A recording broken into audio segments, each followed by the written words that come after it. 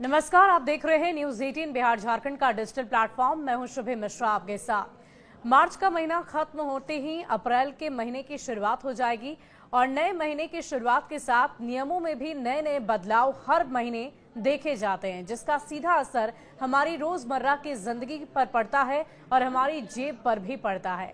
तो 1 अप्रैल से कौन कौन से बड़े बदलाव होने जा रहे हैं और इसका क्या असर आपकी जेब पर पड़ेगा, इसकी पूरी जानकारी आपको हम इस वीडियो में देंगे। सबसे पहले हम बता दें कि वित्त मंत्री निर्मला सीतारमण ने 1 फरवरी को वित्त वर्ष 2025 और 26 का केंद्रीय बजट पेश किया था।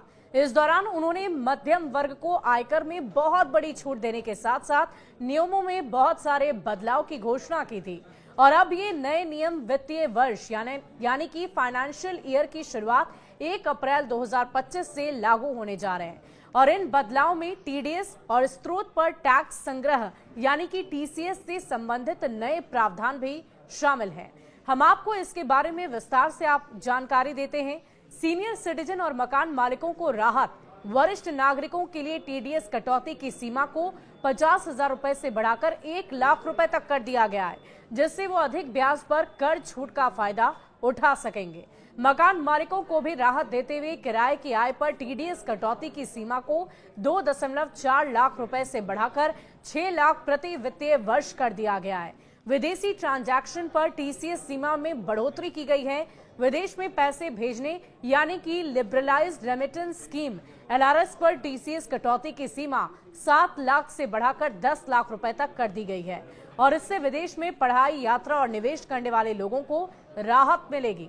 एजुकेशन लोन पर टीसीएस हटाया गया और अगर किसी विशिष्ट वित्तीय संस्थान से शिक्षा ऋण लिया जाता है तो अब उस पर टीसीएस नहीं लिया जाएगा। ये बहुत अच्छी खबर उन अभ्यर्थियों के लिए है, उन छात्रों के लिए जो लोन लेकर पढ़ाई करना चाहते थे लेकिन ऋण की वजह से वो लोन लेने से पहले 10 दफा सोचते हैं। पहले 7 लाख रुपए से अधिक के ऋण पर 0.5% और शिक्षा से संबंधित लेन देन पर 5% टीसीएस लागू होता था, जिसे अब पूरी तरह से हटा दिया गया है।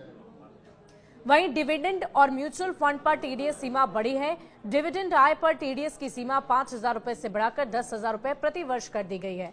म्यूचुअल फंड यूनिट से होने वाली आय पर भी टीडीएस की सीमा 5,000 से बढ़ाकर 10,000 रुपए तक कर दी गई है और इसके अलावा इनाम स्वरूप मिलने वाली राशि पर अब 10,000 तक टीडीएस नहीं लिया जाएगा। एलपीजी सिलेंडर की कीमतों में भी बदलाव संभव बताया जा रहा है। दूसरा क्या बदलाव जिसका सीधा असर आपकी जेब पर होगा वो है एलपीजी सिलेंडर की कीमतों में बदलाव।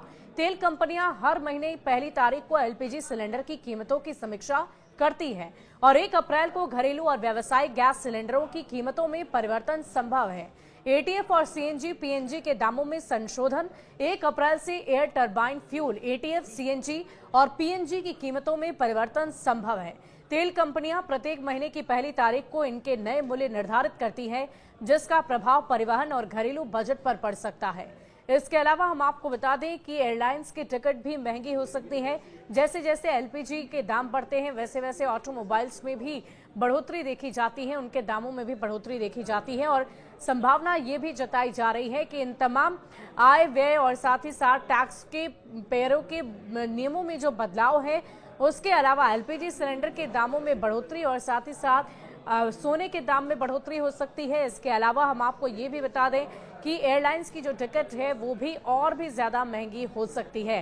तो ये कुछ ऐसे बदलाव अप्रैल के महीने में आपको देखने को मिलेंगे जिसका सीधा असर आपकी जेब पर पड़ेगा। इस वीडियो को ज्यादा से ज्यादा लोगों तक शेयर करें ताकि वो पहले से अपने नए महीने की तैयारी कर सकें और पूरी जानकारी उनको नए फाइनेंशियल ईयर से संबंधित नए नियमों के बदलाव से संबंधित हो। शुक्रिया।